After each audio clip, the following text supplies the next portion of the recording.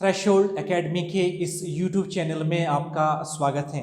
Dear students, आज के इस वीडियो में हम वर्ष 2022 में जो पुलिस कांस्टेबल का पेपर हुआ था उसमें जो रीजनिंग सेक्शन है, रीजनिंग के जो 16 क्वेश्चन आए थे उन सभी क्वेश्चंस को एक एक करके डिस्कस करेंगे और ये एनालिसिस करने की कोशिश करेंगे कि किस तरह के क्वेश्चंस रीजनिंग में एग्जामिनेशंस में पूछे गए थे।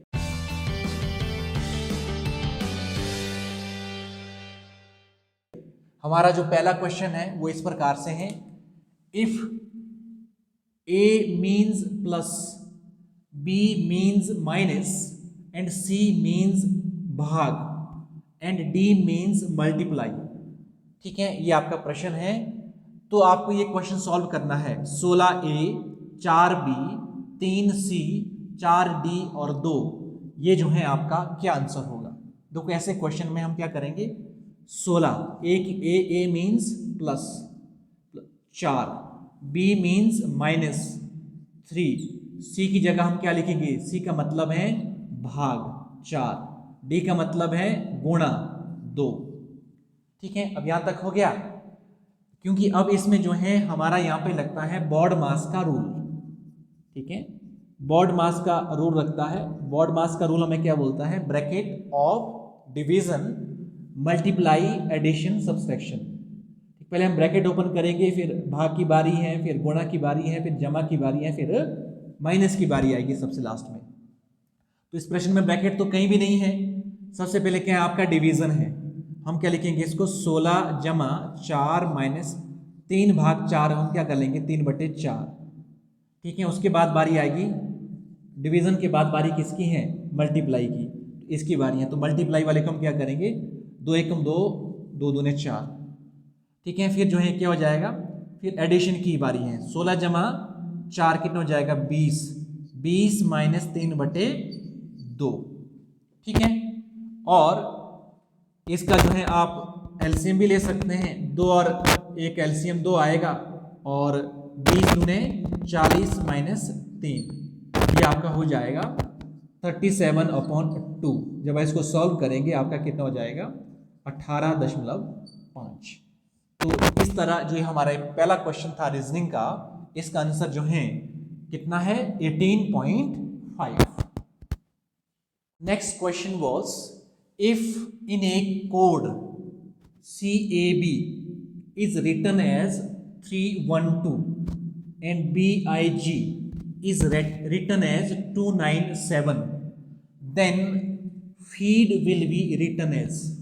देखो प्रश्न में क्या है, किसी कोड में जो CAB है उसको लिखा गया है 312, और जो बिग है BIG उसको लिखा गया है 297। यहाँ से आपको कोड निकालना है कि ऐसे किस कोड में लिखा गया है कि CAB को लिख लिया है 312 और BIG को लिख लिया है 297। यहाँ से कोड निकाल के आपको जो है किसका कोड निकालना है, फीड का, FEED। देखो वेरी सिंपल, A यहाँ पे 1 है, B यहाँ पे 2 है, C यहाँ पे 3 है, यहाँ पे B जो है 2 है। ठीक है, यहाँ से क्लियरली आपको मालूम पड़ रहा है कि जो इंग्लिश के जो अल्फ़ाबेट हैं ABCD से लेके Z तक, ठीक है, इसने इसको नंबर किया है, A को 1, B को 2, C को 3 और Z तक कैसे जाएंगे, ये 26। ठीक है, जिस नंबर पर जो है जो अल्फ़ाबेट हैं उसको उस तरह से कोड किया गया है। तो आपका जो फीड कैसा आएगा, ABCDEF, ये आपका 6 नंबर आप, और जो E है वो आपके अल्फ़ाबेट 5वें नंबर पर हैं, E आपके 5वें नंबर पर हैं, D आपके 4थे नंबर पर हैं। ठीक है, नंबर पर। तो ABCD ऑप्शन में आपका कौन सा ऑप्शन सही होगा, 6554, ऑप्शन नंबर A। ठीक है, तो ये आपका क्वेश्चन था।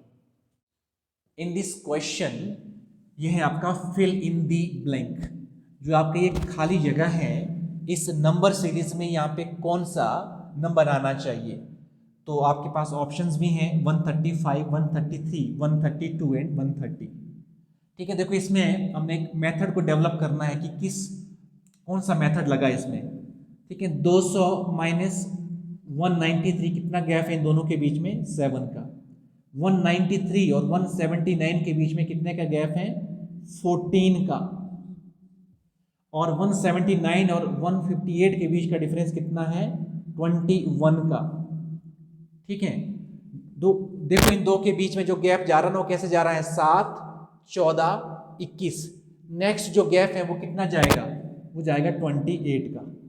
तो 158 में से हम माइनस कर देंगे 28, आपका कितना आ जाएगा? 138। नेक्स्ट जो संख्या है वो होना चाहिए 7 पंजे 35। 130 में से हम कितना माइनस कर देंगे? 35, वो कितना है? 95। तो इस तरह के क्वेश्चंस में हमारा जो है जो डिफरेंस आ रहा है बिटवीन टू नंबर्स वो कैसे जा रहा है? 7, 14, 21, 28, 35, 7 के मल्टीप्लायर में जा रहा है।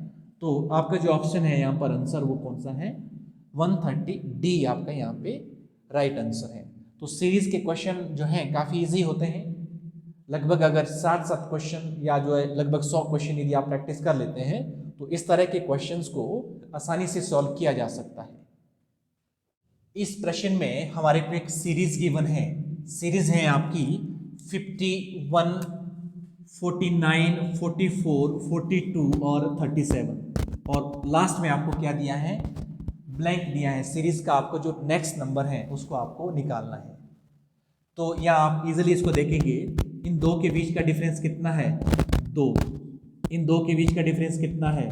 5। इन दो के बीच का डिफरेंस कितना है?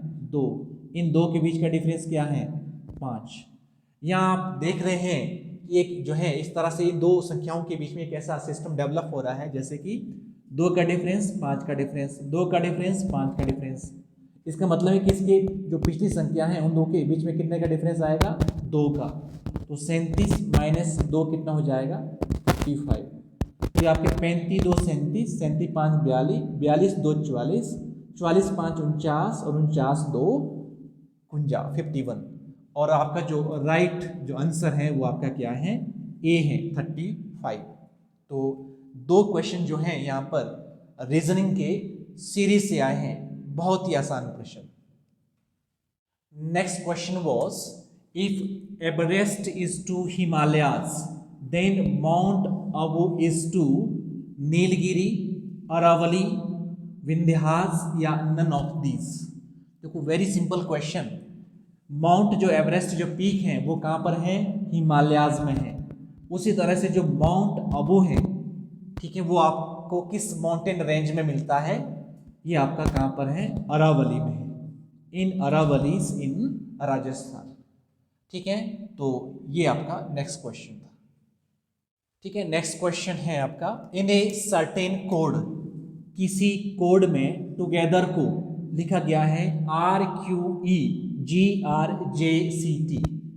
ठीक है, टुगेदर को कैसा लिखा गया है? TOGETHER। इस तरह से आपको क्वेश्चन करने हैं। पहले टुगेदर लिख लिया, इसको कोडिफाई किया गया है किस तरह से? RQEGRJCT। भाई इसमें ऐसा कौन सा कोड लगा है कि इसको इस तरह से टुगेदर को लिखा गया है? यहां से आपको कोड निकालना है। आपको फिर क्या लिखना है? Friend, FRIEND। इसको आपको क्या करना है? उसी मेथड से उसको कोडिफाई करना है। देखो इस वाले ऐसे क्वेश्चंस में आप क्या करेंगे? देखो यहाँ इन दो के बीच में कितना डिफरेंस है? RST ये आपका -1 जा रहा है।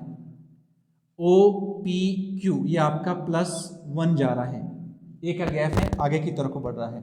G ये आपको पीछे की तरफ को आ रहा है, कितना? -1। E बीच में आपका जो गैप है कितना है? 1 का गैप है। EF 1 का गैप है, अगला G। इसका मतलब है कि -1 +1 -1 +1। जैसे आपका H है तो IJ ये आपका +1 नेक्स्ट की तरफ को जा रहा है। RST ये आपका नेक्स्ट की तरफ को, यानी कि एक गैप के बाद नेक्स्ट आपका वर्ड आ रहा है। ये आपका क्या होगा? -1। ये आपका क्या होगा? -1।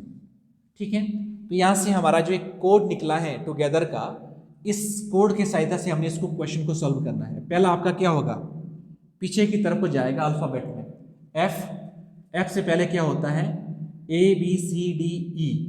तो ए का गैप है -1, तो आपका क्या आएगा यहाँ पे? D।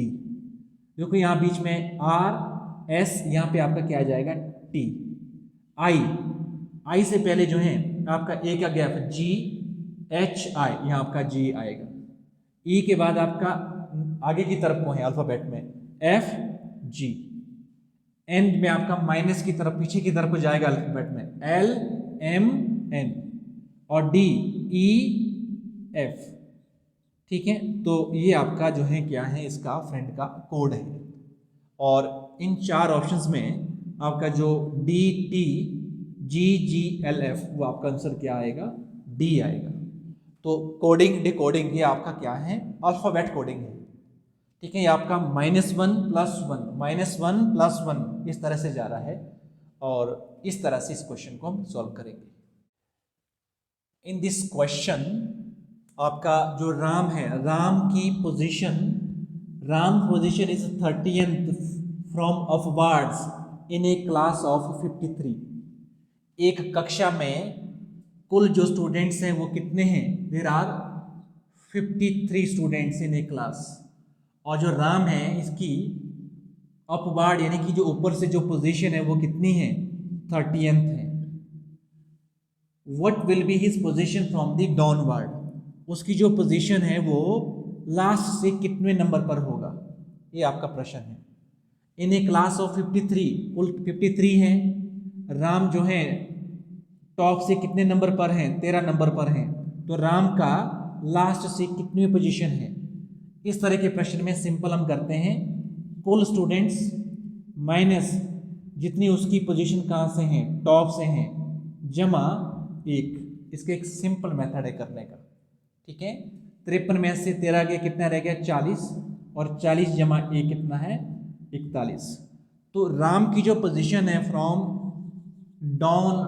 डाउनवर्ड्स वो कितनी है, 41वें नंबर पर है। तो हमारा जो ऑप्शन है ऑप्शन सी, ये हमारा राइट आंसर है। ये आपका पोजीशन जो सीटिंग अरेंजमेंट का क्वेश्चन है वहां से प्रश्न आया था, वेरी सिंपल। ठीक है, हमारा जो अगला क्वेश्चन है वो आपका कैलेंडर से है।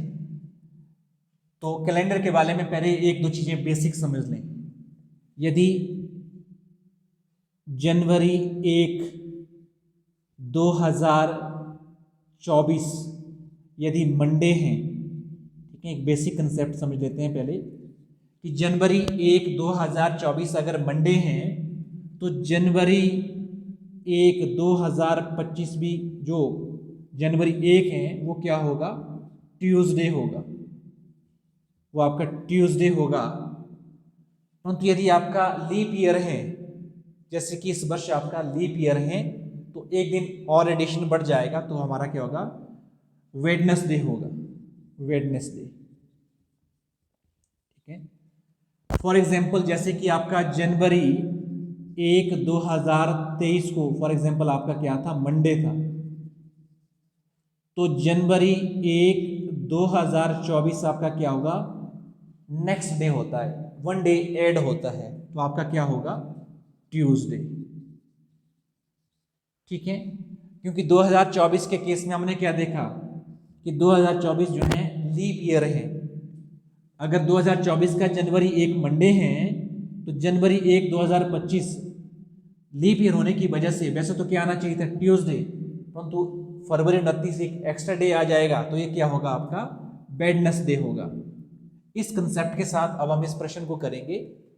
फरवरी 1, 2009 वॉज संडे।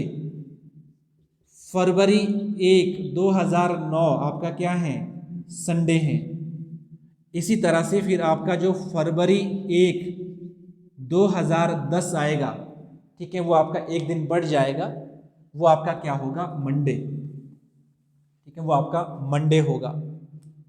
और फरवरी जो 2010 है वो आपका लीप ईयर नहीं है, तो फरवरी 1, 2011 आपका क्या होगा, फिर ट्यूसडे होगा, एक दिन आपका बढ़ जाएगा। ठीक है, समझ रहे हैं। फरवरी 1, 2009 इज संडे, तो फरवरी 1, 2010 क्या हो जाएगा, मंडे हो जाएगा, और फरवरी 1, 2011 क्या हो जाएगा, ट्यूसडे हो जाएगा, क्योंकि लीप ईयर नहीं है तो एक दिन हमारा बढ़ जाता है। अब जो है फरवरी 1, 2011 हमें से पूछा क्या है, मार्च 1, 2011 को कौन सा डे आएगा, तो तो हम इसमें क्या ऐड करेंगे, ठीक है, 1 + 7 8, ठीक है, 8 फरवरी को भी ट्यूसडे, 8 + 7 15, 15 फरवरी को भी ट्यूसडे, 15 + 7 22, 22 फरवरी को भी ट्यूसडे, ठीक है, और 22 और 7 29, क्योंकि 2011 लीप ईयर नहीं है, 28 दिन है, तो नेक्स्ट ट्यूसडे आपको कब आ जाएगा, 1 मार्च को। इस तरह से 1 मार्च 2011 आपका क्या आएगा, ट्यूसडे। तो ये आपका आंसर है। तो कैलेंडर के क्वेश्चंस में 2-3 कंसेप्ट्स होते हैं, केवल उन 2-3 कंसेप्ट को अगर आप समझ लें तो आपको जो भी क्वेश्चन पूछा जाए आप उस क्वेश्चन को आसानी से कर सकते हैं। तो एक क्वेश्चन लीप ईयर का, और जो सिंपल, जो 1 साल के बाद जो डे में जो बदलाव आता है, उस वाले क्वेश्चन को हमने इस क्वेश्चन में सॉल्व किया है। In the next question, dog is called cat. Dog को क्या बोला गया है, cat. And cat is called as lion. Lion को क्या बोला गया है, ox. Ox is called as cock. Cock is called as elephant. और एलिफेंट को क्या बोला गया है, डोंकी। ठीक है, तो यदि आपको इस तरह से आपका रीजनिंग का क्वेश्चन है जिसमें डॉग को कैट, इस तरह से जो है एनिमल्स के जो नेम है वो बदले गए हैं। The farmer ploughs with which animal. जो किसान है वो किस पशु की सहायता से अपने खेतों को जोतेगा। ठीक है, डॉग, लॉइन, डोंकी और कॉक। देखो हमें मालूम है कि जो किसान है वो ऑक्स की सहायता से, बैल की सहायता से अपने जो है खेत को जोतेगा, but ox is called as cock. ठीक है, ऑक्स को क्या बोला गया है, कॉक बोला गया है। इसलिए इस रीजनिंग के इस क्वेश्चन में जो है आपका जो आंसर क्या होगा, वो आपका डी होगा, कॉक। तो इस तरह से एक बहुत ही आसान क्वेश्चन जो इस 2022 के पुलिस कांस्टेबल के रीजनिंग में आया था, क्या आंसर है आपका डी, कॉक। ठीक है, अगले प्रश्न में, राम श्याम से ऊंचा है पर राजन जितना नहीं। अर्जुन सोहन से ऊंचा है जो श्याम से छोटा है। इन सब में सबसे छोटा कौन है, यह आपसे प्रश्न पूछा गया था। तो सबसे पहले क्या बोला है, राम श्याम से ऊंचा है। आप इसको ऐसा करेंगे, राम किससे ऊंचा है, श्याम से ऊंचा है। तो हमने एक राम कर दिया, दूसरा श्याम कर दिया है। राम श्याम से ऊंचा है पर राजन जितना नहीं। इसका मतलब है कि राजन क्या है, राम से भी ऊंचा है। राजन राम से भी टॉलर है। आगे क्या बोला है, अर्जुन सोहन से ऊंचा है। एक नेक्स्ट आपको कंडीशन दी गई है, अर्जुन टॉलर है किससे, सोहन से। अर्जुन सोहन से ऊंचा है, टॉलर है, जो श्याम से छोटा है। तो अर्जुन को क्या बोला है, अर्जुन जो है श्याम से छोटा है। और ठीक है, तो यहां से आपके डायग्राम बन गया कि सबसे ऊंचा राजन है, उससे छोटा राम है, उससे छोटा श्याम है, क्योंकि अर्जुन श्याम से छोटा है और अर्जुन से भी छोटा कौन है, सोहन है। तो इन 5 व्यक्तियों में जो सबसे छोटा है वो कौन है, आपका सोहन। तो इस तरह से ये एक और जो है काफी आसान क्वेश्चन जो रीजनिंग का था वो हमने सॉल्व किया है। नेक्स्ट क्वेश्चन था, find the odd one. 4 options दी गई हैं, भिन्न इनमें से कौन सी है। पहला था प्राशर झील, दूसरा गोविंद सागर झील, महाराणा प्रताप सागर और रंजीत सागर झील। इनमें जो सही आंसर है वो था आपका, जो ऑड वन है वो आपका रंजीत सागर झील था, क्योंकि प्राशर झील हिमाचल प्रदेश में स्थित है, मंडी में। गोविंद सागर झील बिलासपुर में है, महाराणा प्रताप सागर झील आपकी कांगड़ा में है। तो ऑड वन जो है, जो हिमाचल प्रदेश में जो झील नहीं है, वो आपकी रंजीत सागर है। ठीक है, हमारा अगला क्वेश्चन सीटिंग अरेंजमेंट से है। एक बड़ा क्वेश्चन है, ठीक है, इसमें आपके क्या है 8 डब्बे दिए गए हैं। 8 डब्बे जो हैं एक के ऊपर एक जो है उनको रखा गया है। इस सिटिंग अरेंजमेंट में इस क्वेश्चन को एक बार इसकी अरेंजमेंट बनाएंगे। अरेंजमेंट बनाने के बाद इसकी जो 3-4 क्वेश्चन हैं वो बड़े आसानी से सॉल्व हो जाएंगे। देखो पहला क्या हो रहा है, 8 डब्बे एक दूसरे के ऊपर रखे गए हैं। U एवं T डब्बों के मध्य केवल 2 डब्बे हैं, तो आपको केस बनाने हैं यहाँ पे।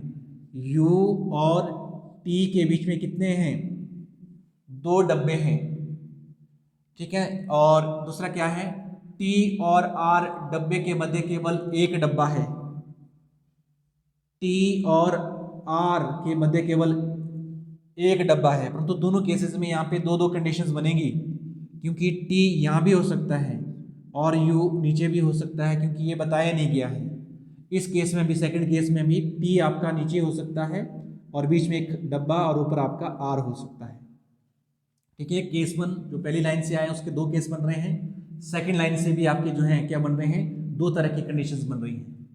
अगला क्या है, R और B डब्बों के मध्य केवल 2 डब्बे हैं। R और V के बीच में कितने हैं, 2 डब्बे हैं। यहाँ पर भी आपकी 2 कंडीशन आएगी, क्योंकि बताया नहीं गया कौन सा डब्बा ऊपर है कौन सा डब्बा नीचे है।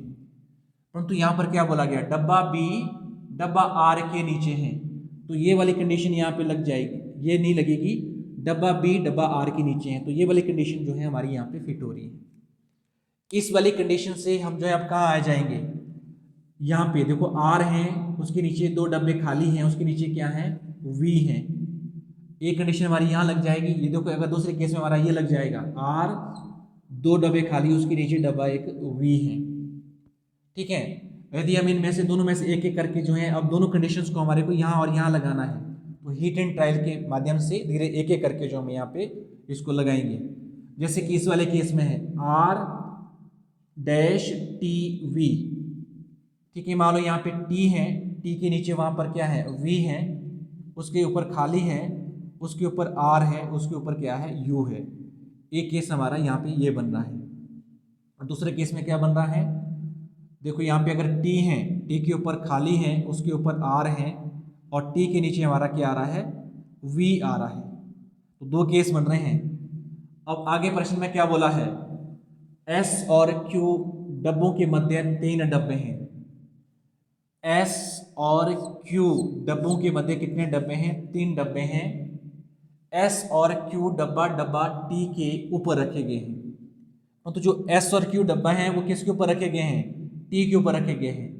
देखो या तो इस केस में क्या है, यहाँ पर है, यहाँ पे अगर आपका Q है 1 2 3, फिर आपका यहाँ क्या आएगा, S है, या आपका यहाँ पर आएगा T, या अगर आपका Q है 1 2 खाली और ऊपर क्या आएगा आपका S आएगा। इन 2 कंडीशन में से एक कंडीशन बनेगी।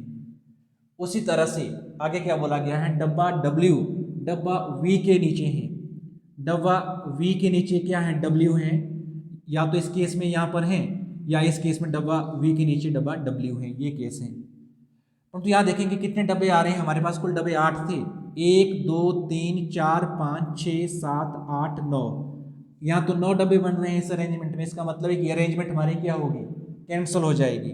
हमारी जो अरेंजमेंट है वो कौन सी बच जाएगी, 1 2 3 4 5 6 7 8, ये वाली। अभी कंडीशन में एक और चीज बोल रखी है, S और P डब्बों के मध्य कोई भी डब्बा नहीं है। इसका मतलब है S और P क्या है, साथ साथ हैं। इस तरह से ये अरेंजमेंट बन गई, S P U R Q T V W, और ये आपकी क्या है, फाइनल अरेंजमेंट है।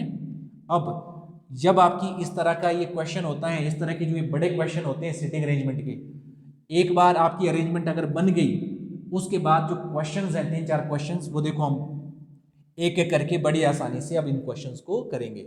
एक बार फाइनल जो हमारी अरेंजमेंट बनी इन डब्बों की उसको हम यहाँ रखेंगे और एक एक क्वेश्चन हम करते हुए आगे बढ़ेंगे, ठीक है। तो हमारा जो फर्स्ट क्वेश्चन था इसमें, how many boxes are placed between T and S, T और S के बीच में कितने बॉक्सेस हैं, 1 2 3 4। तो इसका आपका आंसर क्या होगा, 4 इसका जो है आंसर होगा, ठीक है। और उसी तरह से how many boxes are placed between W and R? Second question, W और R के बीच में कितने बॉक्सेस प्लेस हैं? 1 2 3, Q T V। इसका आंसर कितना होगा? 3। और जो नेक्स्ट क्वेश्चन था इस अरेंजमेंट में, which box is placed at the bottom? इन 8 डब्बों में सबसे नीचे जो है कौन सा बॉक्स है, वो आपका कौन सा है? W। ठीक है, तो ये 3 क्वेश्चंस इस अरेंजमेंट से आए थे।